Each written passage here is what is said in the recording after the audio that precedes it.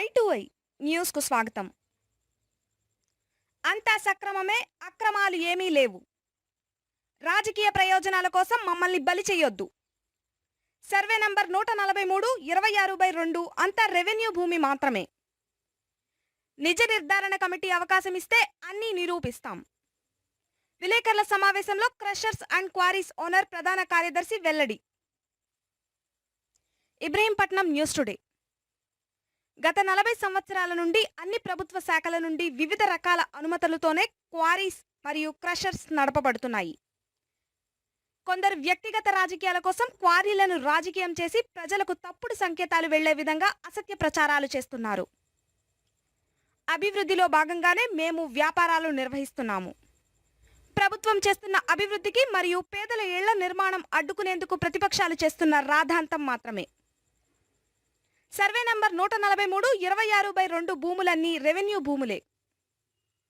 అటవీ భూములైతే గత ప్రభుత్వాలు ఎలా అనుమతులు ఇచ్చాయని, అలాగే ఎప్పుడూ ఉన్న ప్రతిపక్ష నాయకులు కూడా వ్యాపారం నిర్వహించారు. మేము కూడా అభివృద్ధిలో భాగస్వామ్యం అవటం కొరకు మా వంతు కృషి చేస్తున్నాం. ఈ కార్యక్రమంలో crushers and queries owners association అధ్యక్షుడు శేఖర్, కార్యదర్శి శ్రీధర్, కోశాధికారి రాఘవరావు, సభ్యులు రోహిత్, శ్రీనివాస్, కృష్ణమోహన్, వెంకటరత్నం పాల్గొన్నారు. మీ ఐ2ఐ న్యూస్. ఈరోజు మీడియా సమావేశానికి వచ్చిన ప్రెస్ సోదరులందరికీ మా కృష్ణా జిల్లా quarry and crushers association, Srikonduru Ibrahimpatnam quarry and crushers association సభ్యుల తరపు నుంచి ధన్యవాదాలు వచ్చినందుకు. ఈరోజు ప్రెస్ మీట్ పెట్టిన రీజన్, మళ్ళీ ఒక సంవత్సరం కాలం తర్వాత మళ్ళీ రీసెంట్గా ఒక 2-3 రోజుల నుంచి ఒక చిన్న ఇష్యూ స్టార్ట్ అయింది. అపోజిషన్ పార్టీ అక్కడికి వెళ్తాము, ఏదో జీకొండూరు ఏరియా లోపల ఏదో అక్రమ మైనింగ్ జరుగుతుంది అనే ఒక ఎలిగేషన్తో వాళ్ళు అక్కడ ఆ పాయింట్ ఆఫ్ వ్యూలో అక్కడికి వెళ్తాం, అన్నెసరీ ఎలిగేషన్స్ రావడం వల్ల దాని గురించి కొంచెం క్లారిఫికేషన్ ఇవ్వడం కోసం ఈరోజు మా అసోసియేషన్ తరఫు నుంచి మా సభ్యులందరూ కలిసి మీకు మీడియాకి విషయం తెలియజేయడం కోసం ఈ ప్రెస్ మీట్ పెట్టామండి. ఈరోజు అక్కడ ఇన్వెస్ట్ చేస్తారు ఎవరు అంటే ఒకళ్ళిద్దరు అయితే ఇన్వెస్ట్ చేస్తారు. ఇంతమంది ఇంత లార్జ్ స్కేల్లో ఇన్వెస్ట్ చేయరు. వివాదాలు ఎవరు కొని తెచ్చుకోవచ్చు అంటే కొంతమంది నేపథ్యం అంటే కొంతమంది వివాదాలు తెచ్చుకునే వాళ్ళు ఉంటారు. మీకు ఎంతో కొంత ఇప్పుడు కృష్ణ వ్యాపారం చేసేవాళ్ళు ఏ రాజకీయ పార్టీలతో కానీ ఇంకోటి కానీ సంబంధాలు ఉన్నవాళ్ళు అయితే నాకు తెలిసి ఎవరు లేరు. మేము గత 30 ఏళ్ళ నుంచి చేస్తున్నాం. ఎవరైనా సరే మాకు చేతనైతే ఏమన్నా సహాయం చేయడం లేకపోతే సహాయం తీసుకోవడం తెలుసు, కానీ వివాదాలు ఎప్పుడు సృష్టించినట్టు ఎక్కడ చరిత్ర అయితే లేదు. అది చెప్తారు మేమేం చేసాము. ఇప్పుడున్న మినిస్టర్ గారు, మాజీ మినిస్టర్ గారు అడుగులు పరీక్షించి చూసి వచ్చిన తర్వాతే కదా ఆయన మీద అటాక్ చేస్తుంది. అది మాకు తెలియదు కదండి.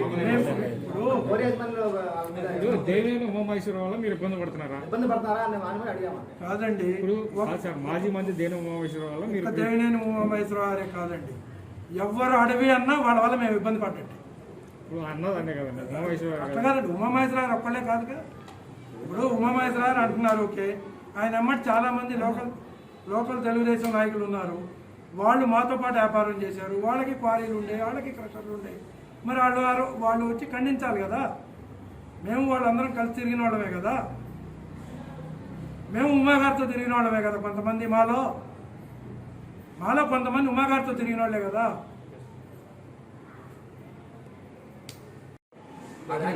15 రకాలు, 15 సంవత్సరాలు ఉంటుంది, 10 సంవత్సరాలు ఉంటుంది.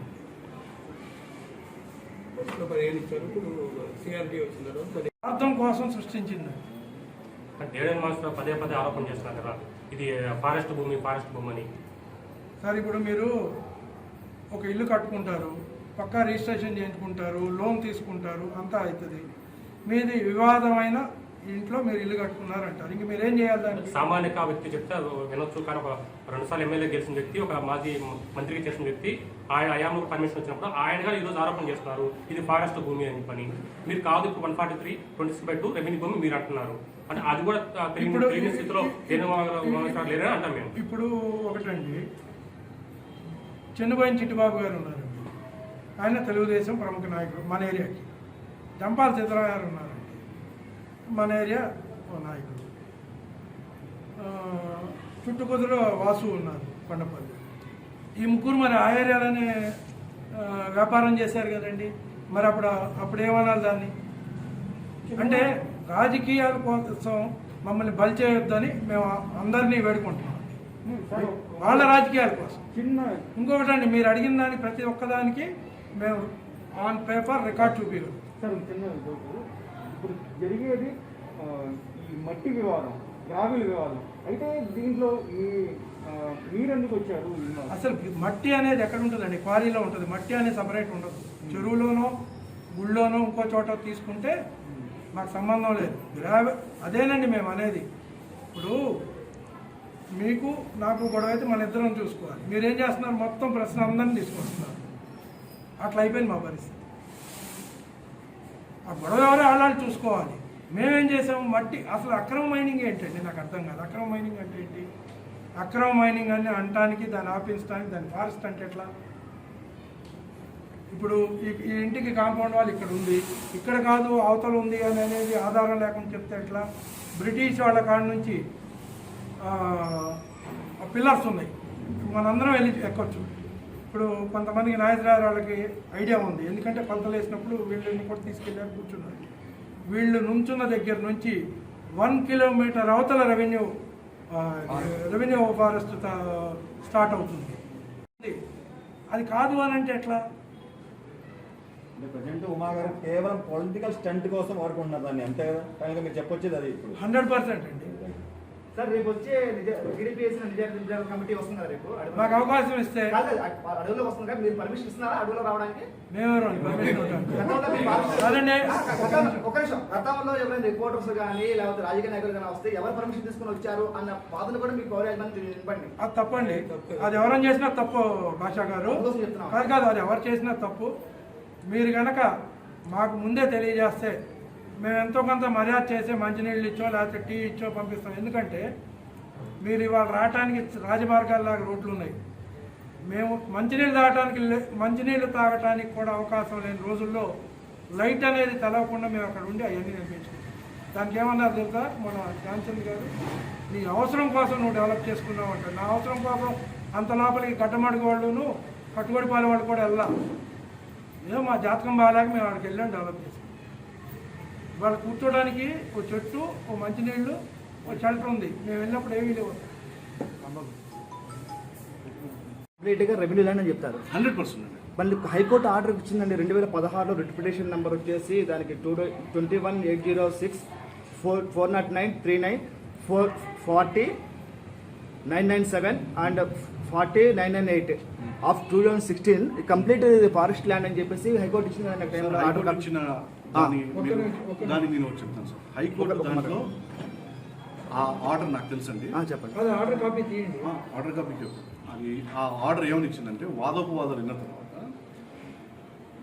అప్పుడు రెవెన్యూ రికార్డ్స్ మన రెవెన్యూస్ అది చూపించకపోవటం వల్ల ఫారెస్ట్ అనే అభిప్రాయంలో మేము ఉన్నాం. కానీ దాన్ని అల్టిమేట్గా డెసిషన్ తీసుకోవాల్సిన డిప్యూటీ డైరెక్టర్ ఆఫ్ మైన్స్ పెట్టింది, కానీ ఫారెస్ట్ అని దాన్ని డిక్లేర్ చేయలేదండి. ఆ ఆర్డర్ కాపీ మళ్ళీ చదవచ్చండి మీరు. డివిజన్ ఫారెస్ట్ ఇస్తూ అతను ఆర్డర్ పాస్ చేశారు. లేదండి, 100% లేదు. ఆర్డర్ కాపీ అదే ఉంది సార్. చూడండి సార్, దాన్ని మొత్తం చదవండి సార్. ఒకసారి తీసారండి. 100%. ఒకసారి వాట్సాప్ దానికి మా దగ్గర పేపర్ ఎవిడెన్స్ ఉంది. పేపర్ లేకుండా మాట్లాడతాం. ఇప్పుడు మీరు ప్రెస్ మీట్ పెట్టడం కారణం 143 గురించి పెట్టారండి, లేకపోతే అంటే ఈ గత 4 రోజుల నుంచి మళ్ళీ కన్ఫ్యూజన్ స్టార్ట్ అయింది. అది రెవెన్యూ ఫారెస్ట్ అనే దాని మీద కదా కన్ఫ్యూజన్. అది పక్కా రెవెన్యూ ల్యాండ్స్ అయ్యి. ఏ ఎంఆర్ఓ అండి? ఇప్పుడు ఒక మాట అండి, కాదు మాధవ్ గారు, ఒక మాట. ఇప్పుడు 4 ఎంఆర్ఓల కాపీలు మా దగ్గర ఉన్నాయండి. 4 రకాలు ఇచ్చారండి.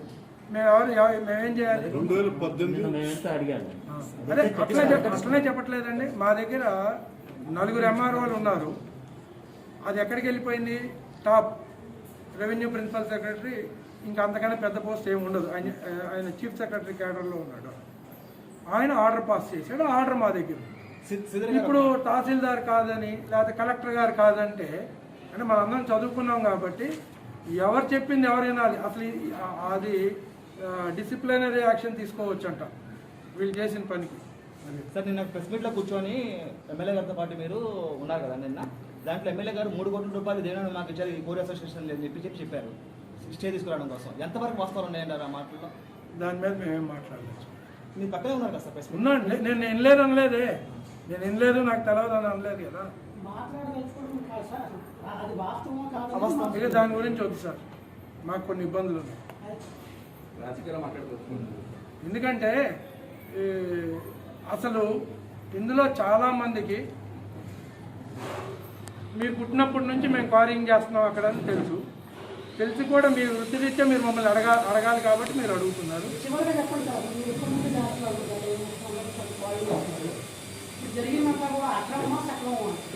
పర్మిషన్స్ ఉన్నప్పుడు చేస్తే అక్రమం ఎట్లా అవుతుంది? పర్మిషన్స్ ఉండి అన్ని పర్మిషన్స్ ఉండి చేస్తాం. ఇప్పుడు మొన్న మీరు అడిగేది ఈ 2-3 ఏళ్ల గురించి, అది 30 ఏళ్ళ నుంచి ఉంటే ఇవాళ ఇది అక్రమం సక్రమం అంటే ఎట్లా?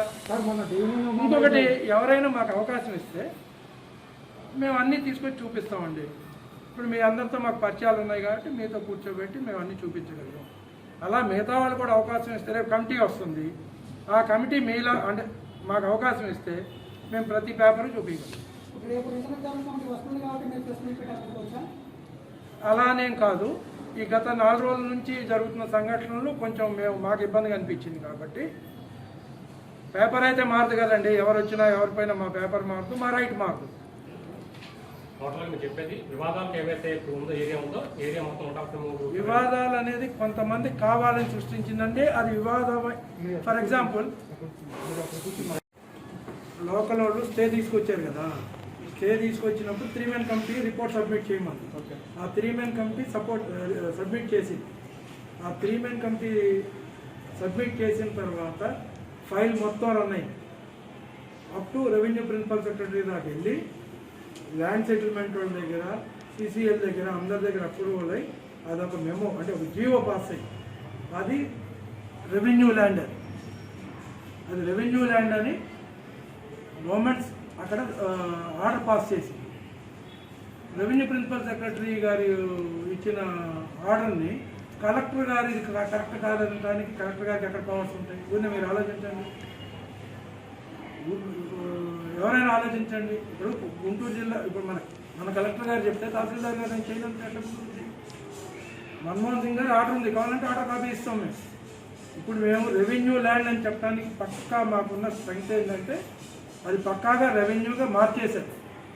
క్లాసిఫికేషన్ కూడా మారింది. క్లాసిఫికేషన్ ఇప్పుడు కూడా అడిగే వస్తుంది కదా సార్? ఏది ఇప్పుడు కూడా అది కలెక్టర్ మార్చాలా? అదే అక్కడే గొడవ ఇప్పుడు కూడా అడిగే వస్తుంది కదా? అదేనండి, ఇంతియాజ్ గారు రెవెన్యూ ప్రిన్సిపల్ సెక్రటరీ గారు ఇచ్చిన ఆర్డర్ని కలెక్టర్ గారు ఒబీ చేయకుండా ఆపారు. అది ఎవరు ఆపారు అనేది కాలం కొన్నాళ్ళు అయిన తర్వాత తెలుస్తుంది. ఇప్పుడు ఇవన్నీ ఇప్పుడున్న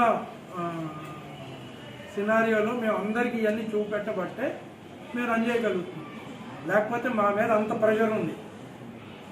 ఇక్కడ మార్కెట్ లేకపోయినా ఇంకోటి లేకపోయినా ఎవరు ఊరుకోవట్లా. అందులో ఏదో ఉందని అనుకుంటున్నారు కానీ అది మాత్రం 100% రెవెన్యూ లేదు. ఇంకొకటి, ఇప్పుడు బ్రిటిష్ వాళ్ళ కాలంలో స్టోన్స్ ఉన్నాయి, కేరిన్స్ అంటారు. సర్వే ఆఫ్ ఇండియా వాళ్ళ లైన్ కూడా అట్లనే వెళ్తుంది. ఎవరైనా వస్తా అంటే మేము పైకి వెళ్ళి చూపిస్తాం. జాయింట్ సర్వేకి అప్లై చేశారు. జాయింట్ సర్వేకి అప్లై చేయడం కదా, ఆల్రెడీ 2017లో జాయింట్ సర్వే జరిగింది. 2017 జరిగిన తర్వాతే కదా సార్ కొన్ని జరిగిన పరిణామాలు. అట్లా కాదు, 2017లో రెవెన్యూ ఫారెస్ట్ ఎక్కడ, 143 ఎక్కడ, 26/2 ఎక్కడ అని సర్వే జరిగింది. రెవెన్యూ ఫారెస్ట్ మేము క్వారింగ్ చేసేదానికన్నా 1/2 కిలోమీటర్ పైన ఉందని అందరు రాజు సర్టిఫై చేశారు.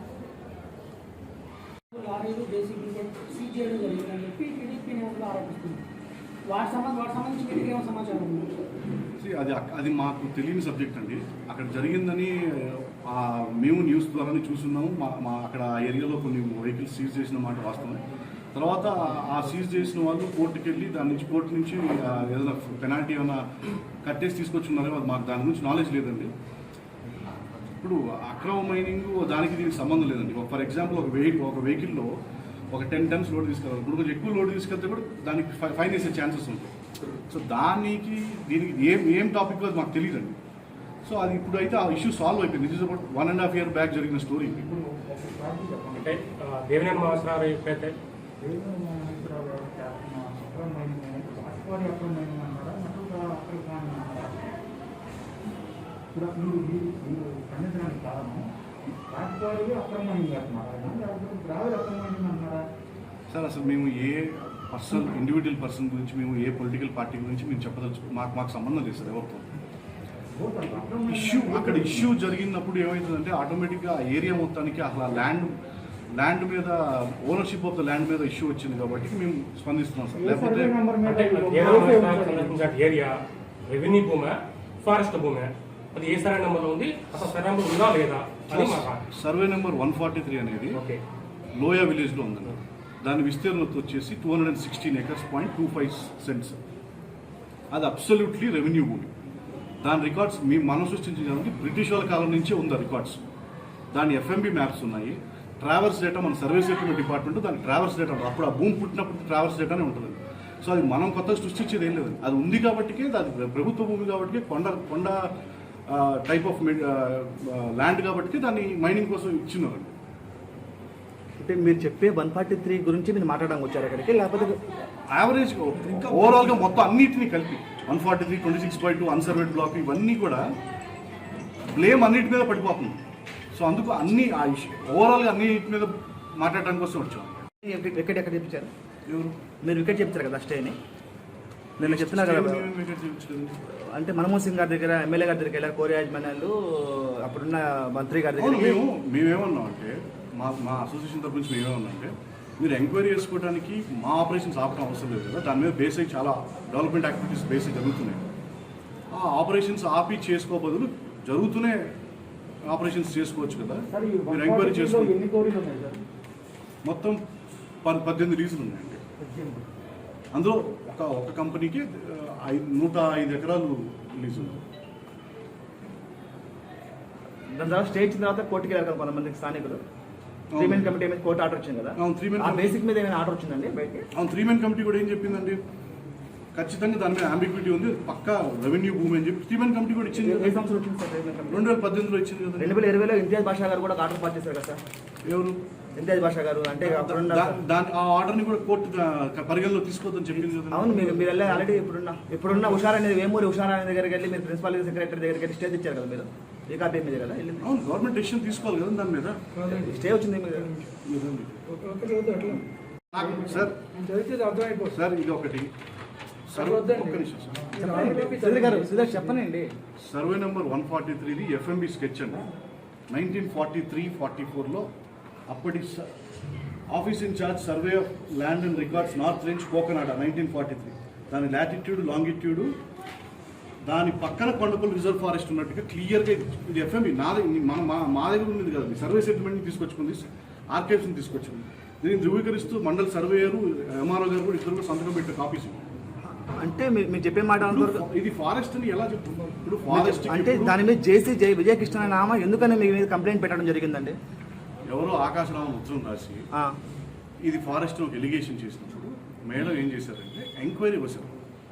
ఎంక్వైరీ చేస్తూ ప్రస్తుతానికి ఆపమని చెప్పారు. దానికోసం దాని మీద స్టే తీసుకొచ్చుకున్నాం. మీకు పెడతాను వాట్సాప్లో.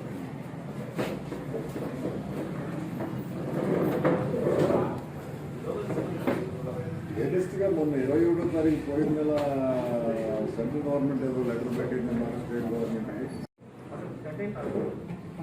మా ప్రాపర్టీ ఎటువంటి ఇల్లీగల్ ప్రాపర్టీ కాదు, మాది ఎటువంటి ఇల్లీగల్ ప్రాపర్టీ కాదు, మాది 100కి 100% జెన్యూన్ లీగల్గా. మేము అదే అన్నాం, మీ అందరినీ వచ్చిన తర్వాత మీ అందరూ ఏ డౌట్ ఉన్నా దానికి గవర్నమెంట్ పర్మిషన్స్తో ఉన్న రికార్డ్ మీకు చూపించడానికి ఈ సమావేశాలు ఏర్పడింది. దేవినేని ఉమా గారు కానీ మరో రాజకీయ నాయకులకు కానీ మమ్మల్ని పిలిచి మీ పర్మిషన్ పట్ల మేము వెరిఫై చేస్తామంటే మేము వాళ్ళ ఇంటికి వెళ్ళి దండం పెట్టి కాగితాలన్నీ చూపించడానికి మేము సిద్ధం.